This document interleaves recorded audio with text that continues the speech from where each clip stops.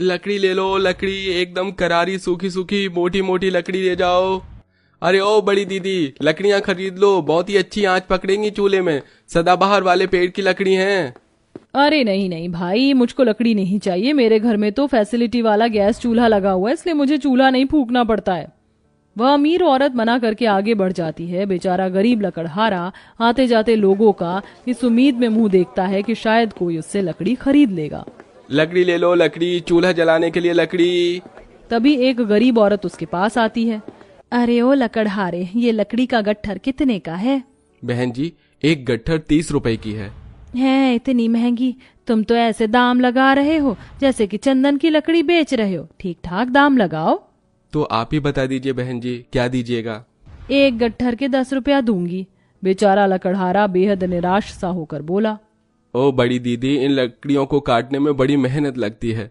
कई पेड़ इतने सख्त होते हैं कि कुल्हाड़ी भी नहीं चलती है। मैं भी बाल बच्चे वाला आदमी हूँ, थोड़ा तो बढ़ा कर दो पैसे। अच्छा ठीक है, तो 20 रुपए में दे दो, इससे 1 रुपए ज्यादा नहीं दूंगी। बेचारा चंदन पूरे दिन का बाजार में बैठा बैठा केवल 20 रुपए कमाकर घर लौट आता है, जहां उसकी पत्नी और दोनों बाल बच्चे इस प्रतीक्षा में थे कि पिता अनाज लेकर आएगा तो खाना बनेगा।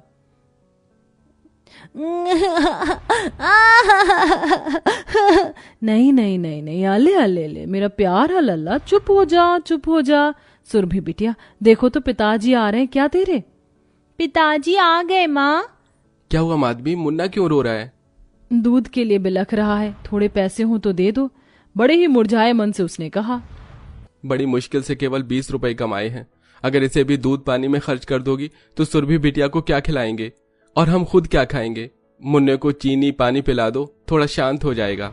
बेचारे गरीब परिवार को रोज ही ऐसी तंगी से गुजरना पड़ता है। एक वक्त था जब चंदन लकड़ी बेचकर बहुत कमाता था, मगर धीरे धीरे सबके घर से मिट्टी के चूल्हे की जगह एलपीजी गैस चूल्हे ने ले ली, जिससे अब लोगों को लकड़ी की खपत नहीं पड़ती। मुश्किल से 2-4 लोग अभी गरीबी रेखा में जी रहे थे, इसीलिए मजबूरन वह लकड़ी खरीदते थे और ऐसे उनका गुजारा चल रहा था। चंदन को अपनी लकड़ी से बहुत ज्यादा लगाव था, क्योंकि वह उसके जीविका का साधन था। माँ दाल चावल बहुत ही स्वादिष्ट बने हैं, मेरी थाली में थोड़ा और डाल दो। देती हूँ बिटिया। थोड़ा दाल भात मुझको भी देना माधवी। जी देती हूँ। माधवी बर्तन में झांकती है तो उसमें बहुत ही थोड़ा चावल होता है और दाल भी एक आदमी के खाने लायक थी। पति के थाली में दाल चावल थोड़ा सा डाल देती है और अपना हिस्सा बेटी के लिए छोड़ देती है। क्या हुआ भगवान, तुमने खाना क्यों छोड़ दिया? जी मेरा पेट भर गया है, अब खाया नहीं जाएगा। सुरभि तू खा ले इस थाली में। पर तुमने तो 1-2 निवाले ही खाए थे, पेट भी भर गया। तुम मुझसे कुछ छुपा रही हो क्या? बर्तन में और खाना नहीं बचा है? ये सुनते ही पत्नी की आंखों से गरीबी लाचारी के चलते आंसू छलक आते हैं। अजी भगवान, हमारी दुख परेशानियां कब खत्म करेंगे? सालों गुजर गए, कभी हमारे नसीब में पेट भरकर खाना नहीं मिलता, रोज आधा पेट खाकर रहना पड़ता है। दशहरा दिवाली के त्योहार में भी हमारे घर में कोई पकवान पूरी नहीं बन पाता। हाजी तुम कोई दूसरा काम क्यों नहीं कर लेते? देखते देखते हमारा मुन्ना भी बड़ा हो जाएगा, हम सबका ही गुजारा नहीं हो पा रहा। कल को उसका पालन पोषण कैसे करेंगे? माधवी, तुम जानती हो मेरे पूर्वज भी लकड़हारे थे, वो भी कुल्हाड़ी चलाते थे और मैं भी कुल्हाड़ी चलाता हूँ, और यही मेरी किस्मत है। ये सुनते ही माधवी दुखी मन से पति से झगड़ा करने लगी। हाँ ठीक कहते हो, जैसे आज तक मैं तुम्हारे साथ गरीबी में रही हूँ, कल को मेरे बच्चे भी गरीबी में जिएंगे और एक दिन भूखमरी से मर जाएंगे। पड़ोसी को देखो, वो प्रमोद कितना अच्छा कमाता है, बीवी बच्चों को सुखी से रखता है, अच्छा खान पान है, उनका तुम जीवन भर कुल्हाड़ी चलाते रहना। माधवी बड़बड़ा कर सो जाती है, लेकिन रात भर चंदन चिंता में जागता रह जाता है और भोर के 3 बजे खटिया से उठकर कुल्हाड़ी लेता है। जंगल चला जाता हूँ, नींद तो आ भी नहीं रही है। जल्दी जाऊंगा तो ज्यादा लकड़ी काट कर लाऊंगा, तो पैसे कमाऊंगा।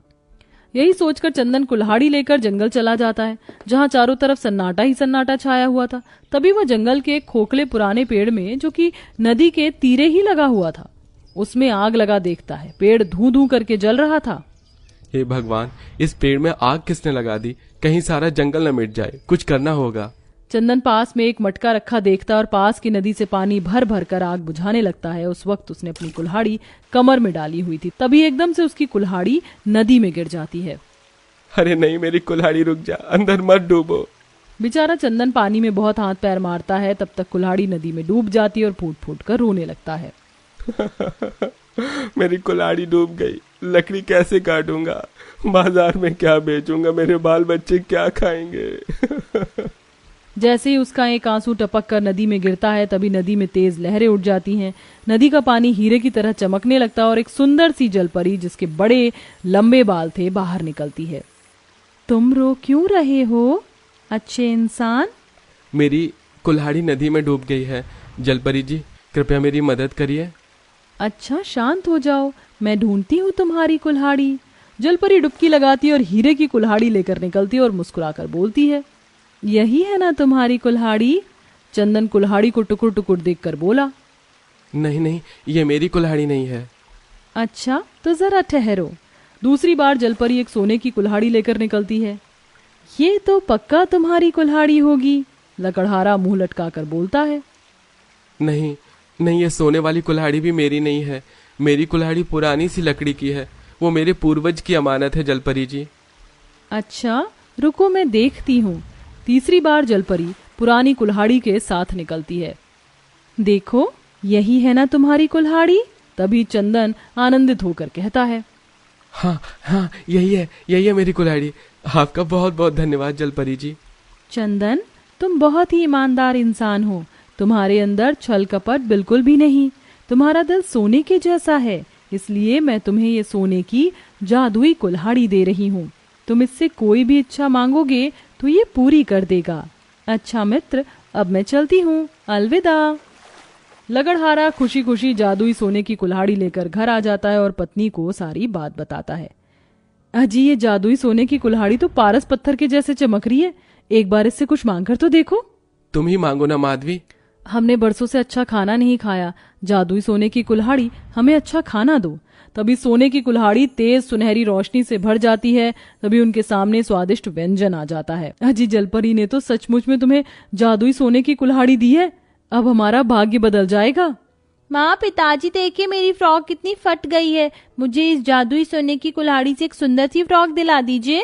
तभी जादुई कुल्हाड़ी में आंख नाक मुंह बन जाता है और वो हवा में झूमने लगता है।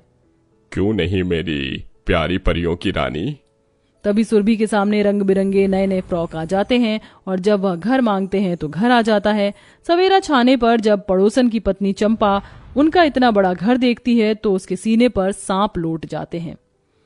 हाय मैं मर गई, ये गरीब गंगू तेली की झोपड़ी कहाँ गई?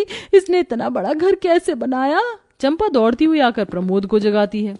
ओ जी उठो उठो ना, तुम यहाँ खराटे मार कर सो रहे हो और यहाँ मेरी नींद उड़ी हुई है। अरे क्या हो गया भाग्यवान, क्यों सवेरे सवेरे कान के पास कचर कचर कर रही हो?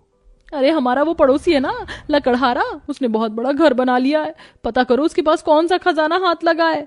दोनों पति पत्नी हाथ धोकर चंदन के पीछे पड़ जाते हैं और आखिरकार उन्हें जादुई सोने की कुल्हाड़ी का राज पता चल जाता है। तभी लालची प्रमोद भी नदी पर पहुंचता है। अरे ऐसा करता हूँ, कुल्हाड़ी को नदी में डाल देता हूँ, तब तो जलपरी सोने की कुल्हाड़ी लेकर जरूर आएगी। जा मेरी कुल्हाड़ी जा, नदी में नहा धोकर आ। कुल्हाड़ी नदी के अंदर गिराकर प्रमोद मगरमच्छ के जैसे मोटे मोटे आंसू बहाने लगता है। मेरी कुल्हाड़ी नदी में गिर गई, क्या कोई मुझे सुन रहा है? मदद करो मेरी। तभी जलपरी सोने चांदी हीरे तीनों तरह की कुल्हाड़ी लेकर ऊपर आती है। क्या ये तुम्हारी कुल्हाड़ी है? तभी लालची प्रमोद हड़बड़ाकर बोलता है। हाँ, यही तीनों ही कुल्हाड़ी है मेरी, लाओ मुझे दे दो। तभी जलपरी अपने जादू से प्रमोद का मुंह काला कर देती है। तुम एक दुष्ट मनुष्य हो, इसलिए तुम्हें ये जादुई सोने की कुल्हाड़ी नहीं मिलेगी। तुम जीवन भर इस काले मुंह के साथ रहोगे। ये बोलकर जलपरी नदी में चली जाती है और प्रमोद रोते हुए जब घर आता है तो उसका पक्का मकान भी झोपड़ी में बदल चुका होता है और उसकी पत्नी की भी मखमली साड़ी फटी साड़ी में बदल गई थी और ज्यादा धन के लालच में उनके पास जो था वो भी वो खो देते हैं। वेल दोस्तों, क्या आपके हिसाब से झूठ और फरेब से कमाया गया धन ठीक है या नहीं? हमें कमेंट बॉक्स में कमेंट करके जरूर बताएं।